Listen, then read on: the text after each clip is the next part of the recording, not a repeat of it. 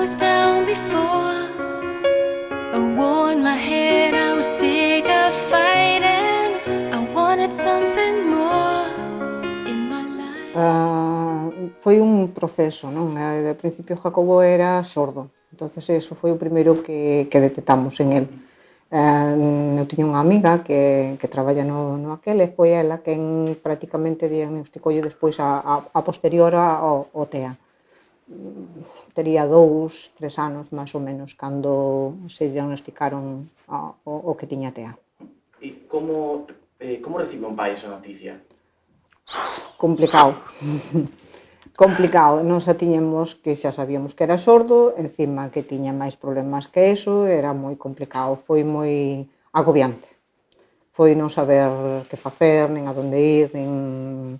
Foi todo moi complicado entender as situacións del. Menos medios, tiñamos moitos menos medios, non había estes centros, non había... Bueno, tovemos a suerte que a amiga dela sí que nos asesorou moito, para facer valoracións tiñense que desplazar a Coruña. A ver, había moitos menos profesionales. Sí, foi máis complicado. Bueno, máis complicado en cuanto aos profesionales, en canto ao trago, tanto da alla que anja. Bueno, eu sigo mantendo que tuve moita suerte con ter esa amiga que era miña, e que era unha veciña, que estudiáramos xuntas, e ela foi máis ou menos que nos guiou un pouco no sistema, non? De decir, para educalos, para metelos, para... A Jacobo sempre foi a un colexio público, concertado, combinado. El iba ao colexio público normal e despois iba ao centro onde ela estaba, que era o Stan Noia, e ali ela o trataba.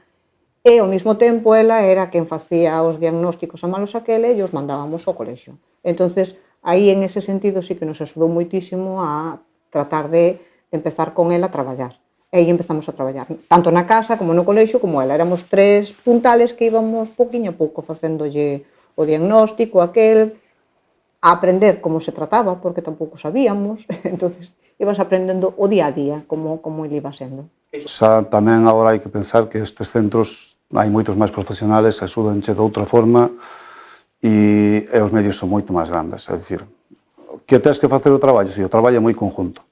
Pero, bueno, eles, aquí, por exemplo, temos xente que entrevistastes antes a Sonia, máis moitas máis, que nos te asesoran un pouco por onde ir.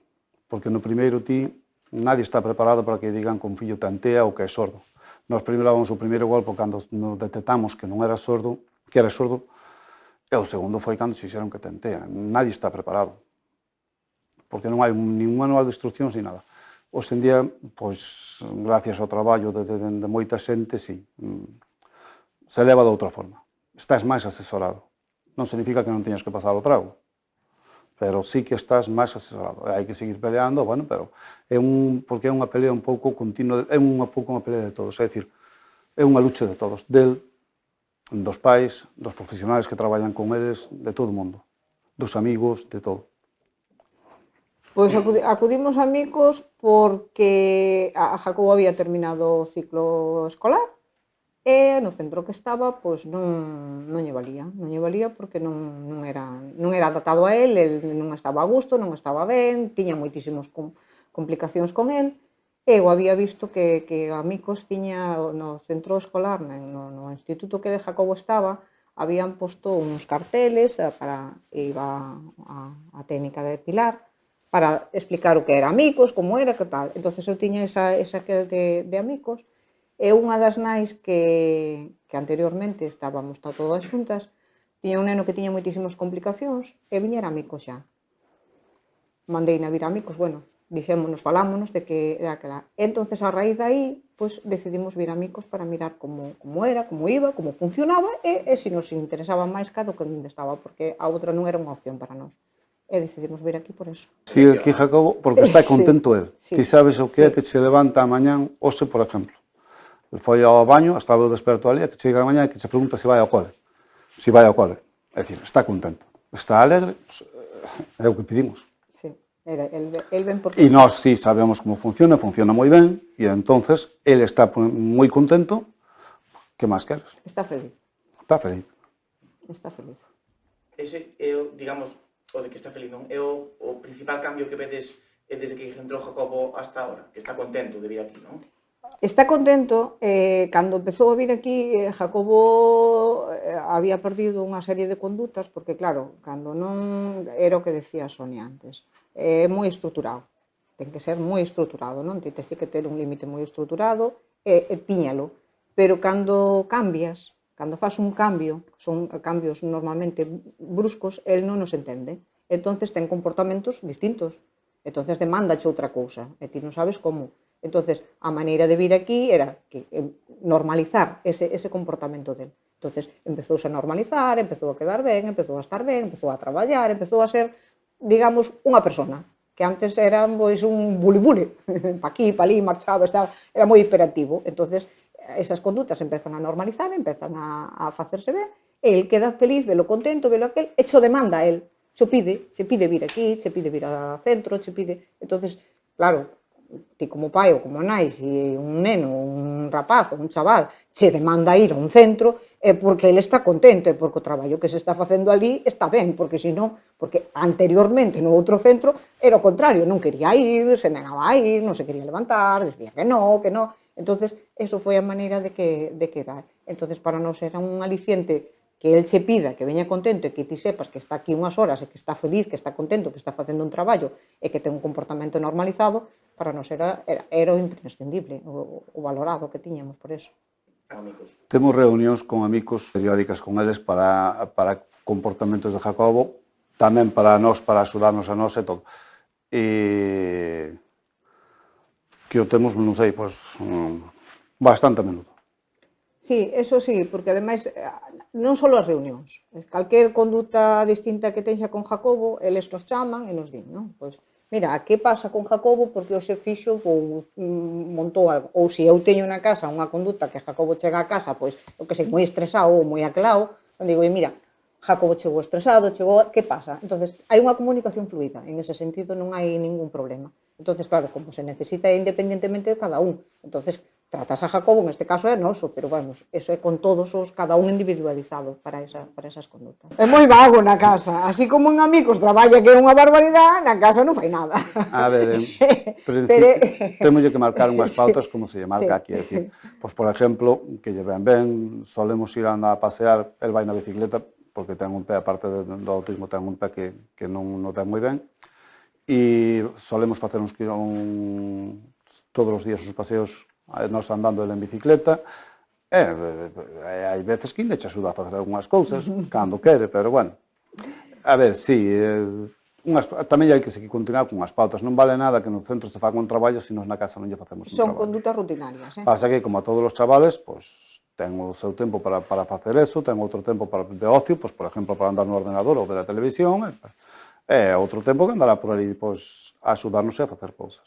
Sí, é unha vida máis ou menos normalizada. Sí que é verdad que ele é moi limitado en sentido de que ten moitas pautas, entonces se ten que seguir esas pautas, pero sí, cando chega daqui, o primeiro que fai é de merendar, porque iso é o del, e despois vamos a dar o paseo ou a facer outras cousas, ou se hai algún traballo na casa ou tal, que eso sí que eu en amigos consiguen que traballen unha barbaridade, eu na casa non consigo que me faga nada, pero bueno, sí que ten unhas pautas é moi, digamos, moi estrito en esas, el non se desvía de aqueles, se vas a algún sitio tens que explicar, entonces está máis normalizado en ese sentido.